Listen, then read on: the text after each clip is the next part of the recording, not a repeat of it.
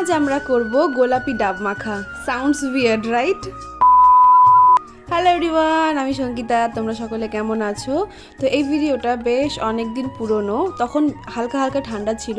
আমাদের বাড়িতে প্রায় কুল মাখা, পেঁপে মাখা করা হয়, কিন্তু হঠাৎ করে সেদিনকে ডিসাইড করা হয়েছিল যে একটু ইউনিক কিছু করা যাক। তাই জন্য আমরা ডাব মাখা করার জন্য ডাব পাড়তে গিয়েছিলাম। কিন্তু দেখো, ডাব পাড়তে গিয়ে কোটাটাই ভেঙে গেল। যথারীতি কোটাকে জোড়াতালি দিয়ে এই ডাবটা পাড়া হয়েছিল।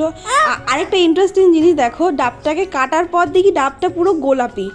তারপর এর মেইন ইনগ্রিডিয়েন্ট যেটা হয় তেঁতুলটাকে ভিজিয়ে রেখে আমি গিয়েছিলাম লেবু পাতার ছিঁড়তে। আর এসে দেখি আমার বোনের প্রায় সব কিছুই রেডি। বোন ওদিকে সব কিছু রেডি করছে আর আমি এদিকে চুপ করে বসে রয়েছি, চুপ করে দেখছি। তোমরা কে কে এটা খেয়েছো ডাব মাখা অবশ্যই কমেন্ট করে জানিও। তোমাদের কেমন লাগলো সেটাও কমেন্ট করে জানিও। আমি প্রথমবারের জন্য ট্রাইও করতে গিয়েছিলাম। আমাদের এদিকে ডাব মাখা একেবারে রেডি। চলো ট্রাই করে দেখি কেমন লাগে খেতে।